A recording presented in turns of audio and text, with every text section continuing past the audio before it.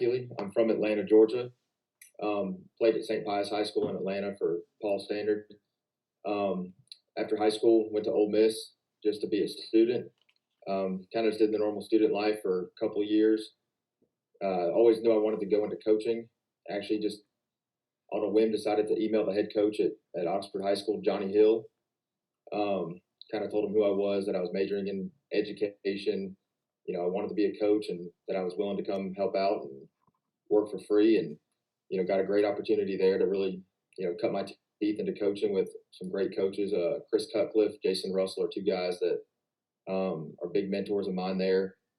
DK Metcalf was actually on those teams at Oxford, so they were pretty sporty. After college, wanted to come back to Georgia to really get into coaching, and got a job at Jones County High School, which is right outside of Macon, Georgia.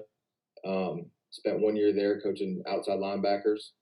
After that, had a opportunity to move back up to Metro Atlanta at North Gwinnett, which is a pretty prominent program in Atlanta. We won the state championship in 2017. I spent 2 years there, and then got the defensive coordinator job at Troop High School. Kind of got that job just kind of out of pure luck, really, just good timing. I was getting married that spring, and really and truly had to figure out where I was going to live. And, my wife taught down that way and got in touch with Coach Glisson there, the head coach. And he actually had been the defensive coordinator and the head coach and was looking to step away and kind of give that responsibility up, and been there ever since, going on my 3rd year there and 8th year coaching overall. My name's Heath Ridenour. I graduated from Lovington High School here in the state of New Mexico. Lovington's claim to fame is home and Brian Urlacher. Went to high school with Brian. So that's a little claim to fame right there. Played quarterback in high school. Went and played my college ball at Eastern New Mexico University just down the road. Home of the Greyhounds. Played quarterback for them for 4 years. Got to play for Bud Elliott at Eastern New Mexico. I think Coach Healy said it good. Mentors play a big part in your life when you're a coach. You've always got somebody in your life that steered you in the right direction. I played for Speedy Faith in high school, which is a well-known coach in the state of New Mexico. A great offensive mind. And then I got to play for Bud Elliott in college. He's kind of one of the original triple option guys. Wasn't a triple option quarterback in high school, but I had the opportunity to play for him. I GA'd for Eastern New Mexico 1 year in 2003. Then I took a job at Clovis High School and got to work for the winningest high school coach in the state of New Mexico. He's got 330-something wins. His name is Eric Roanhouse. Pretty amazing career. I think he took over the head coach 1976, 1978, somewhere around in there, and just retired 4 years ago. So I had the opportunity to coach for him and really understand what old school football is about, adapting it with new age stuff, and what an awesome opportunity that was. After 5 years there, I got to go coach for another New Mexico legend named Kirk Potter. He opened this school up in Rio Rancho. It was a brand new school in 2009, Cleveland High School. In 2009, they went 5-5, and he kind of had me come up and visited with me and asked me if I wanted to come be the offensive coordinator. Never been a coordinator before, so I moved my family 4 hours north to the metro area up here by Albuquerque, and was the offensive coordinator. And in 2 years as the offensive coordinator, we went 22-2. We won the state championship in 2011. Coach Potter retired. I took over in 2012 as the head coach. In our 9 years here, we've coached in 5 state championship games. We've won 4 state championships. We've been to the semifinals or better every year except for 2 in my time here at Cleveland. In the last, I think it's 7 years, or last 6 years, we've lost 7 football games. So the tradition, after starting 5-5 that first year, we've done a really good job of building tradition and just creating some stuff around the field house that's nostalgic for these guys, so they can see faces. And it's fun building a tradition so they can see what came before them. Tradition, when you get to a place, you're telling stories of things that you have secondhand knowledge of. You weren't there for it. And having been here at Cleveland from the very beginning and knowing everything about it, it's pretty special to be able to build a program from the ground up and achieve success so quickly the way that we have.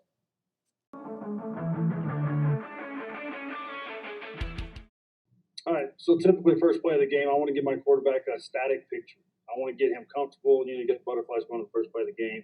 So anytime we can get an easy throw first play of the game, We give them an opportunity to do that. I don't want to force any certain situation and start the game on a bad note. So we're going to go with a pre-snap RPO, post-snap RPO with a safe run play on the interior and get this look. See if this team's going to sit on us. See if they're going to start bringing heat. They're going to actually show us what they showed us on film. Because sometimes when we have a little bit of success, people tend to kind of draw up their favorite thing we might not expect, and we kind of want to get a good picture. So right here, we're going to get what we call this little slot ride. It's 11 personnel stuff. And the name of the play is from the 22 zone peel. And it's a very simple concept. And I'm going to get into the bones of it a little bit. I'll explain the whole thing. We're going to have a gift on the front side, and we're going to have an RPO on the back side. The inside zone stuff, we play a lot of games with these defensive ends during a game. So we want to jump right into that game right away. Are they going to get peel blocked? Are they going to get down blocked? Are they going to get kicked out? Are they going to get bypassed? And we're going to run a route past them. We want to get in their head right away and just slow them down just a little bit. Because typically those are the daddies on the defense. Those are the guys that want to get their motor going and make a play. So we want to create this. They're going to get hit from different angles all game long, and we want to go ahead and start that right away. Inside zone scheme is very standard against a 4-3.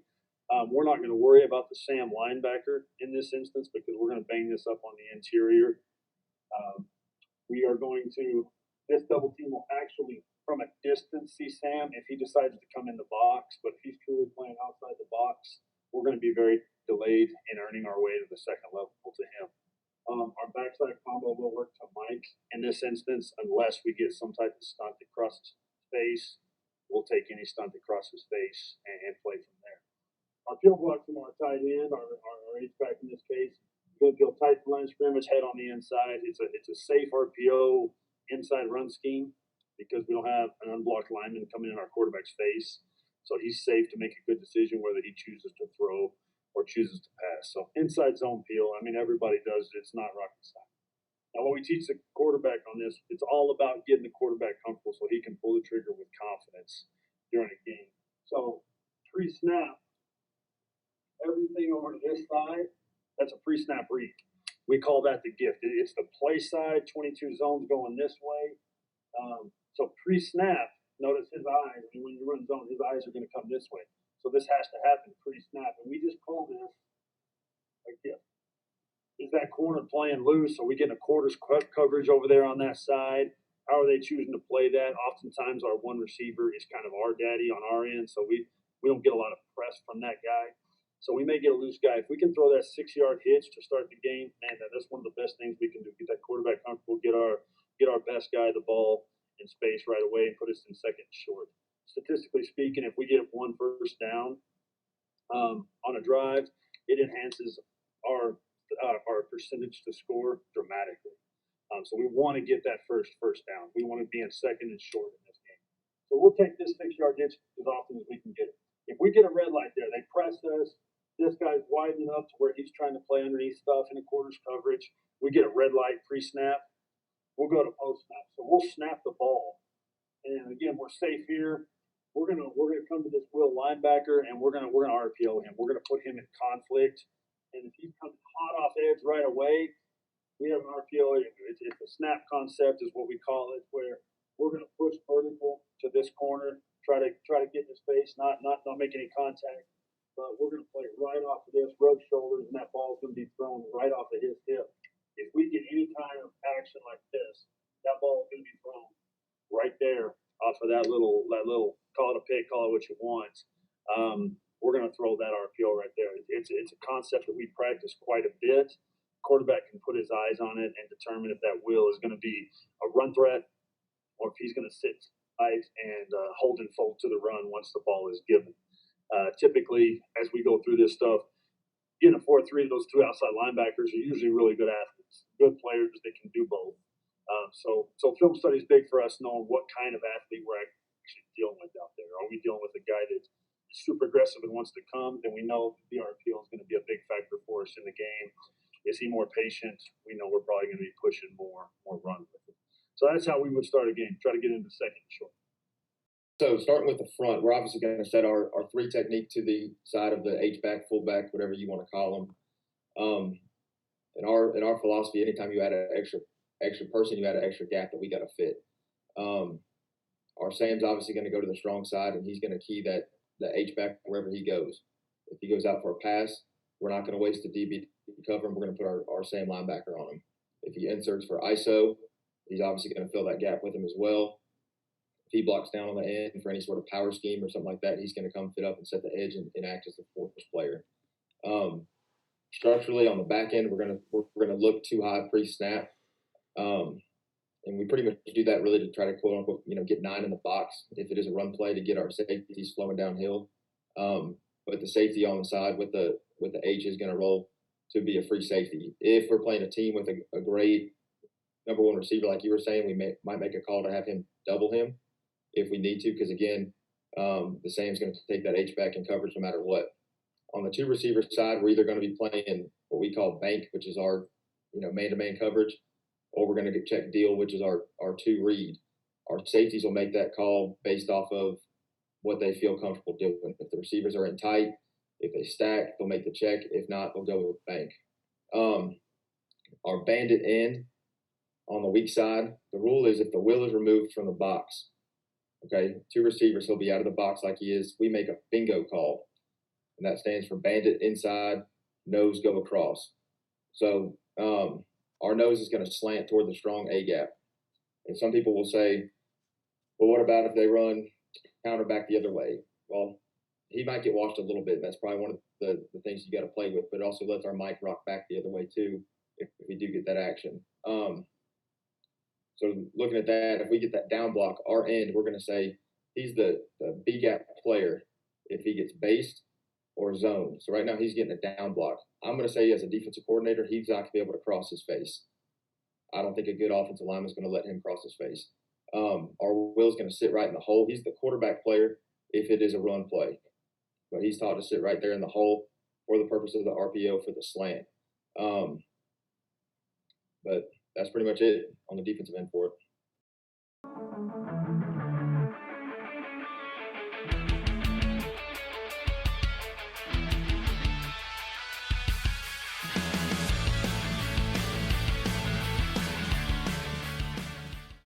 When you get 2 backs, we like to go to our bare front. With our personnel, we just walk our will down because it makes it easier for our Sam to keep the same rules as to cover the F. Our Sam will be the adjuster. If you were to take that fullback or H-back, whatever you want to call him, and bump him out into a 10 personnel set, he's got to be the adjuster to go cover that guy. So it just keeps our rules simple. Our rover, again, is going to appear to be in a too high look, but he is going to roll to the middle of the field to be free. Our free and our corner on the 2 receiver side will probably play 2 read again based off of their alignment. We put a little stun up there up front with the nose going across and our Mike coming. Obviously, if we go bare front, hopefully we're going to get big on big protection and just create a guy coming free. Situational stuff, Coach Healy. I like that. I like the bare front with the Mike stunt. That does present problems in those situations. On this point in the field, plus 30, 2nd and 2. I'm taking a shot. I like the amount of space I got left on the field. I like the aggressiveness that defenses tend to play with in this scenario. And for me, it's 4-down territory. We're going to get 2 more shots at this anyway, so we're going to take a chance to strike right here. We call this play 50 climb. We can do it out of 2x2. We do it out of 3x1, and we can do it out of this 20 personnel stuff a little bit. It's predicated a little bit off the Y cross in the air raid system a little bit. Bear with me a little bit on that. Why we've moved our slot, our dude in the back, our fast guy back here in the backfield, and we get under center. In New Mexico, everything's spread. Everybody's in the gun. You don't get under center very often. So when you get under center, man, those linebackers lick their chops because they're going to get to plug B gap and they're going to get to run downhill a little bit. So what we're going to do with this stuff is it's twofold. If we're getting this solid front with the idea, again, scouting report, if we're going to get 6-man pressure on this, we will slide protect this and put our running back on edge. If we're not going to get that pressure, we'll run the full-fledged package right here. I'll show you what it is. But what we're going to do is the field's divided here. And again, we do a pre-snap and a post-snap. So this is going to be pre-snap. And it's just a smash concept. It's 2nd and 2. But if you're going to give us a first down and let us throw this stop route right here, this hitch, we're going to take it every time. But a lot of times in that scenario, you'll get corners that playing 2 read. You're going to press that a little tighter. But that that isn't always there. But if we get the guaranteed first down, we're going to take that. It's just pre-snap. Quarterback gets a red light. We're going to go ahead and go with the play action pass right here. And when I say predicated off of it, we're making this smash pull this safety to that side of the field. He's going to go absorb every bit of that safety. He's going to get in his face, cross it, and make him respect him to the deep corner. We are close enough to strike. You don't want somebody to still run by you. Completion could be a touchdown. So this downhill play right here, typically Sam linebackers, we're going to get the plug and play effect. They want to come hit you. They want to come downhill. They want to stop power. They want this to move to 3rd and 2, right? So with that being said, I got it drawn up as a big on big protection because it is a bare front. So in this instance, the way Coach drew it up, Mike very easily could run free on this and create some serious problems for us. From a game standpoint in preparation, if we knew that was something coming, we would slide protect all this like that and leave that defensive end free to play with, like I said in play number 1, or we would max protect this running back. Here's why I like this, because you're getting a lot of downhill run. We're showing downhill run. We're getting fit. We're going to bypass this. As soon as we get past them, we're climbing on that safety. Okay, if that safety's super aggressive, we ran this game in our spring state championship this year, and this safety was so eager to come stop our good running back that we were able to sneak this right up the field for about a 55-yard touchdown, scot-free, wide open. So 2nd and 2 is a great situation to run this. That's quarterback number 1. We're going to find that's our accelerated read. That free safety right there is going to be our accelerated read. If he's backpedaling or respecting this route at all, then we're off of it right away. We're gonna make that read instantly on the snap of the ball. But if we get any downhill step out of this guy, we feel like our guy is going to be faster. He's going to be open, ready to hit the post in the middle of the field. The great part about this check down is a curl flat check down between our wide receiver and our running back. Okay, if we get no go out of our accelerated read, we immediately come to our curl flat player, which in this instance is the Sam linebacker, who we hope has stepped up and is playing some run right there. So we could get a running back wide open. Typically, when we're running this in 10 personnel, this running back is pretty difficult to block or to defend in this situation. But you get this high-low curl flat check down, which is kind of a staple in our offense. We have our deep shot. If our deep shot's not there, we always have some way to get to a curl flat check down, be it a shallow, be it a running back out of the backfield or whatever it may be. But this play right here would be a good 2nd and 2 from the plus 30.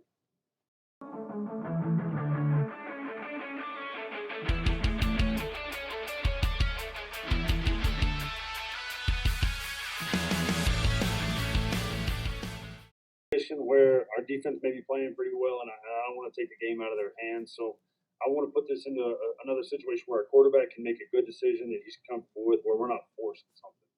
If we don't get this first down, I feel like we got a good punt team. We can flip the field and force this team to still play from behind a little bit.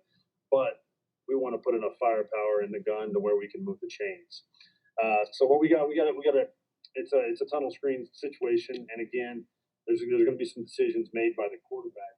What we're going to do is we'll get into what we call a little situation. We're going to into the boundary, and typically 3rd and long situations, we're going to get some heat. You got a defense that's playing down. We're going to get some heat coming off edge. Knowing that situation, we're going to give our quarterback some options and let him dice it up and make some decisions. What we're going to do is we're going to motion this guy, and this rock motion is going to be the quarterback's time to gather information. As he sends this guy in motion, he is looking for any sort of linebacker slide or safety roll out of this rocket motion. If this defense sits completely still on this motion, we're going to block the most dangerous man with number 1 and 2, and understand we're going to get a big horizontal stretch here. This rocket motion, we're trying to run all the way to the side. We are going to get this huge horizontal stretch out of this. So if pre-snap, we don't get any kind of movement, any kind of linebacker slide, any kind of adjustments out of that motion, we're going to throw this ball to the running back out in space, kind of a 2-on-2 situation, and see what we can make of it. Okay, put us into a 4th and short. And my offensive line coach knows if we get in 4th and short, there's probably going to be a good chance we're probably going to go for it anyway, especially around midfield. So that's pre-snap. If we don't get any movement, if we get a safety roll, if we're getting a linebacker slide, whatever we get on the snap of the ball, our eyes are still going to look at him, but that's all for show. We're going to come back and we're going to throw the tunnel screen coming back underneath all this stuff right there. Again, anticipating pressure, anticipating stuff coming off edge. We are going to release our entire offensive line in this instance. We're going to release place like guard and place like tackle to the swing side with the motion. So we're going to put bodies out in front of this running back and really give him an opportunity to make some yardage out on edge. We're not going to cram him inside and ask him to get 8 yards in a third down situation. So the tunnel screen side, we have a concept, and our screen game is a whole concept in itself. But we always teach out, up, and in. So this first guy is going to go out until he finds pressure. Number 2 receiver is going to go block the corner. He cannot go underneath. That's the only rule. So we're going to be super flat coming down this line, knowing he's not going to stay where he started. So he's going super flat right here. Tackle is going to pass set this defensive tackle, who typically in a 3-4 in this situation is going to end up going into B gap. I'll find out if I'm right here in just a second for Coach Healy. And then he's going to go and look for the first person outside. So that's the first step of out, up, and in. He's going to take that. The guard's going to do the same thing. He'll pass set, knowing we're looking for something probably coming big out from the tackle. We could have this back or whatever. We want to chip just to give the quarterback just an extra little bit of time. And we're going to work, again, the first step is out, up, and in. We're going to go out. If there's no other color, we're going to work up. The center is going to follow the same suit. He's going to pass set that nose for just a second, and then he's going to go with his screen pass, which is out, up, and in. We're going to work out. There's nothing there. We work up. There's nothing there. And he actually ends up bending back in and feeling a Mike linebacker in that instance, which really gives us the alley. Our guy is going to go play off of our center's block right here in the middle of the field. So if he has to continue on his out, up, and in, we're going to work all the way across the formation and keep going. If he actually gets to get all the way to the end part where he steals this Mike backer, we get to get a vertical just a little bit quicker. Typically, you don't get a lot of press coverage in this instance, which allows us to throw the tunnel screen, throwing screen from short side of the field. Predominantly, that's where defense coordinators like to bring that pressure in this instance. So really, it's a safe play for our quarterback. We got the lead. We're going to protect the lead, but yet we have an explosive play that gives us an opportunity to move the chains. Just like you said, it's 3rd and long. We're trailing. We got them backed up a little bit. We got to do something different. Clearly, what we've been doing hasn't been working. I got to create some sort of a big play on defense. My first instinct is going to be to change up the coverage scheme. We've shown our man-to-man. We've shown our 2 read. We're going to play some zone to the far side of the field. We're going to play our cheat coverage, which is our hard cover too. That's obviously put our corner playing the flat hard, put our Sam in the curl, and our safety covering anything deep. In our defense, our anchor end is our strong end. He's also probably the best athlete. He's kind of the bigger kid that could probably play linebacker as well. We're going to walk him up and go into our odd front. And again, like we said, whatever we've been doing has been working if we're trailing. We're going to bring some pressure on 3rd down. We're going to bring something that hopefully the offense hasn't seen, hasn't game planned for, and maybe get a big play. Obviously, like you said, blitzing from the boundary is exactly what we want to do in this situation because we are expecting a screen. We're hoping it'll be less field to cover for our defensive guys in pursuit if the ball does get off. We're going to run what we call wind. It's just America's blitz. We're going to take our bandit end and stem him all the way to A gap and bring our anchor end as he's standing up into B gap and our will off the edge. Our nose will slant to the strong side or to the field in this situation with the strong side end containing. To the boundary coverage-wise, we'll still probably play our 2 read stuff. We're not as concerned about it as we would be to the field in this situation. But if those linemen do get loose, it could cause some issues for us if the blitz doesn't hit home.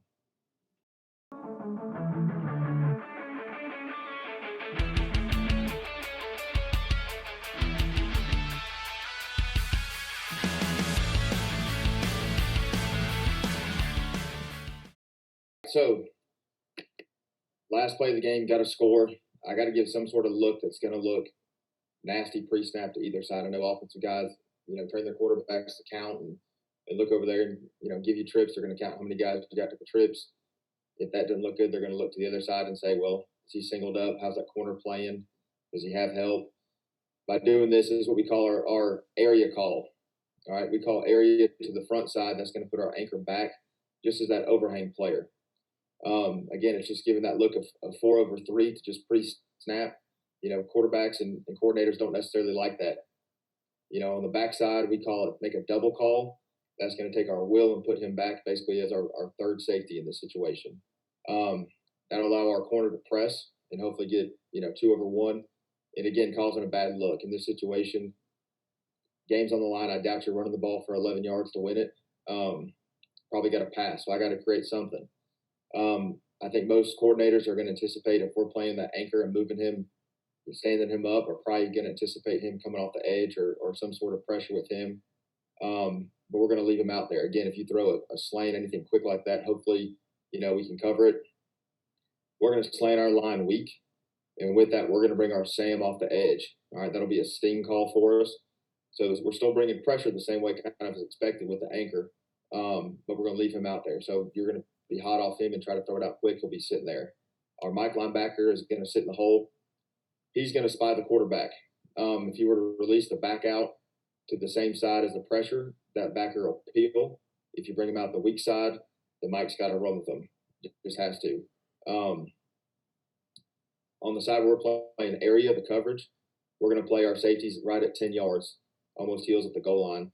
Our corner will play inside leverage, and all eyes are going to be on 2 to 3. They're going to read inside out with that. And the rule is for that, if anyone comes out quick, the corner's going to jump it. The safeties are going to take on the next 2 receivers and pass them along as they go.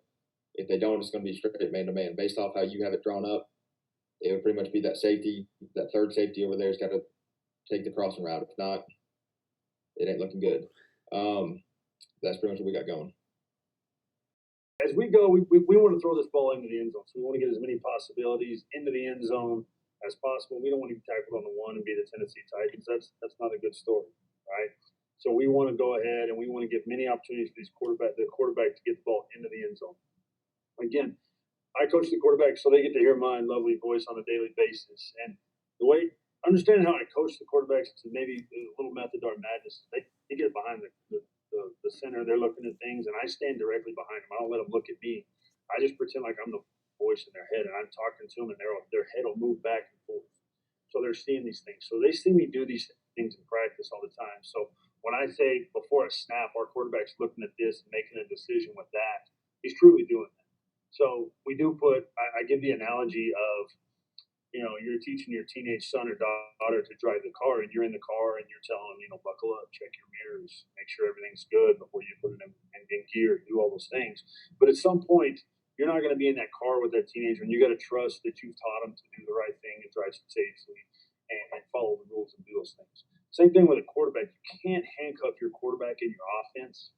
At some point, the game's on the line. You got to let him play. And if you haven't prepared him to do that, I don't like putting a game on a fade unless I just got an absolute dude against a dud out there on the edge. It's typically not going to happen. But I want to give our quarterback the best opportunity he can to make good decisions and put us in a position to be successful. So, one, we're going to try to get our quarterback out of the pocket. So this is a boot concept. We're going to pull the backside guard, go strong side. And absolutely 100%, you're right, Coach. We're going to look at numbers on this play. This is a tag off of our boot play. Typically, we're comeback smash, and we call this a chip route, where he's going to fight your anchor for a second, and then he's going to work with the quarterback into the flat, and we're going to log this play right here, and we're going to give our quarterback on the edge to go see stuff. Now, we anticipate that we're getting strong side pressure. Now, if we don't have strong side pressure, if this anchor's not there, we feel like we got a solid edge, we're going to run the boot, and we're going to go play the comeback and the corner with our athletic quarterback who's out here running right now. He just ran a 4.5 and 10. We're going to put him on edge and give him the third final option to run, should it be there. But by the way this is presented with the lack of numbers on the backside, we don't have that whole player on, not getting that right there. We're overloading the backside with this concept. We call this boot cross. So when this quarterback comes up and he sees everything slid this way with only one helper, they only outnumber us one on the backside, he's going to give a kick call. He's going to tell this guard, kick, kick, kick, kick, which tells him I'm staying in the pocket because my eyes are going to work to the backside of this play right here. The way we're going to teach this, and this is our dude right here, by the way. This is our dude, our daddy, our fast slot. It's going to throw this corner route. We're going to throw it to the back of the end zone. And another talented receiver, the aiming point on that is the front pylon. Typical comeback stuff, standard things that you're going to work with. But in this situation, because of the alignment of the defense, our quarterback will make the decision to go weak side on it. We're going to get the play action. We're going to get flow this way because our quarterback will semi-roll out of the play action. All the while knowing pre-snap, I've chosen to go backside. Our first look is we're going to see what this will decides to do. We're going to teach this single receiver, who typically is our wide receiver, our daddy, our good dude. We're going to try to absorb all of him, and we're going to run the back of the end zone dig type situation. And typically, when you put that body running that route, he can't help himself but defend that route. So we're drawing 2 to 1. And like you were saying, Coach, this guy's going to have to take the crosser in that instance. And what we're doing is we're trying to present that eye candy to that guy to really take this backside route away. And we hope that kid is. We hope he takes it. With the idea that we're running this, we call this the cross route. And what he's going to do is he's going to come in here. We then run and boot. We will have run boot by this time in the game. So we're probably going to get that flow. We're getting pulling guard. We're getting all this stuff. We run that chip block where we fought and then turned and worked out to the flat. Now is a situational thing where we're going to do stops. We're going to get in that same fist fight right here. But as soon as we get the green grass, it starts to park, starts to open, we're teaching this guy to run the green grass. And that's ultimately where we're trying to go with the football. If this will linebacker in this instance does take that, we really like this back of the end zone play right here. A high ball over the back, good situation for us. It's 4th down, ball needs to be thrown anyway. The beautiful part about this is we're going to throw our running back will check B gap to C gap if you're going to bring any pressure. But in this instance, we're not really worried about pressure because our numbers are just fine on the weak side. So our running back pre-snap would know I'm going to get to go ahead and get this wheel route, and I'm racing to the far front pylon if I can get there. We want to get that horizontal stretch, as much vertical stretch as we can get here, and as much horizontal stretch as we can get here. Because basically we're dealing with 3 people in space that's also having to deal with the pulling guard and flow going the other way. So a little bit of misdirection out of the offensive line, knowing we're going to the backside. We've thrown this cross route for a touchdown numerous times, and we've had to check down. We have the old saying with our quarterbacks, you can't go broke making a profit. So we're not afraid to check the ball down to a really good athlete in space, somebody that might be chasing. This is a tough situation for Mike. You were talking, he's got to take that back out. He's got pulling guard, he's got action, he's got flow, and he's got responsibility going out the weak side. It's a tough situation, and I like this play. It's pretty beneficial to us, and we've hit it in critical situations multiple times in the past. And being that it's 4th down, 2 seconds left, it puts 1, 2, 3, 4 receivers in the end zone. Don't have to catch and run. The check down would be really the only instance where we would have to catch and run right there.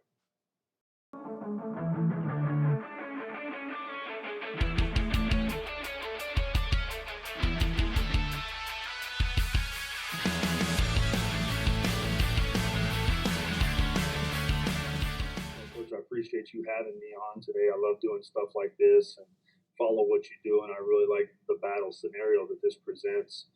Coach Healy, like I said, man, I think you're an outstanding individual for seeing you do this stuff. Bright young mind in the game for sure.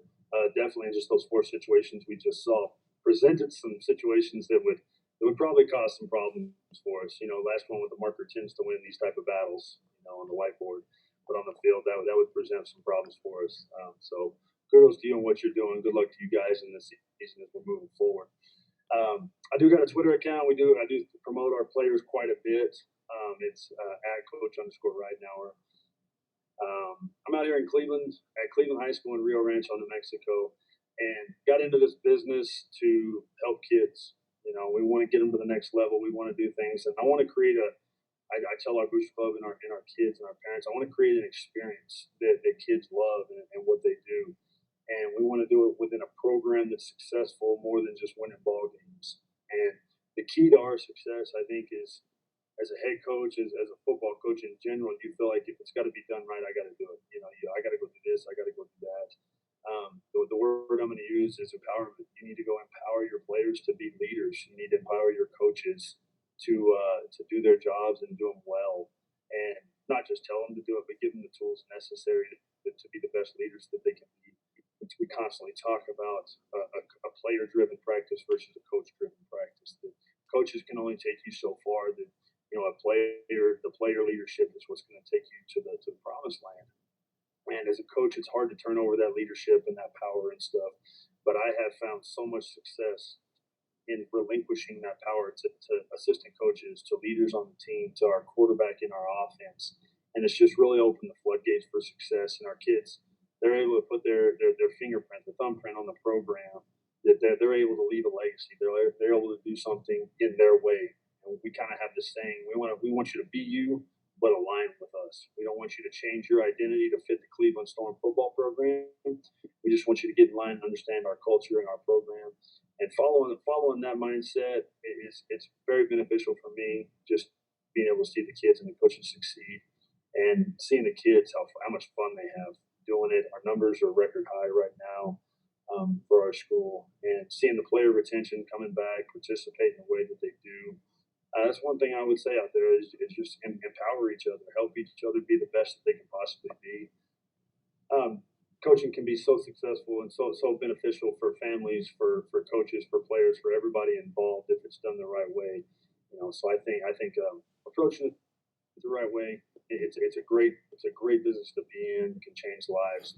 So that would be my message: is relinquish some of that power, coaches. Give it up. There's people out there that want to do it, and there's players that want to lead, and give them the chance to do that. It can be life changing. All right. First of all, thanks, Coach, for having me on tonight. A lot of fun anytime you can talk some football and X's and O's and, pick the brains of some good offensive coaches. It's a great opportunity to learn and develop. Obviously, Coach Ridenour, I can see why you guys have a lot of success out there with, kind of how you build your program and also the schemes that y'all run. Very impressed just how fluid the schemes were, and, you found the rule beaters for us and, put guys in conflict, and that's always fun to coach against guys like that. As far as empowering coaches and players, I think that's what it's all about. I think that's why people get into the business and will keep you going day in and day out. It's a lot of fun, and can't wait to see what the future holds.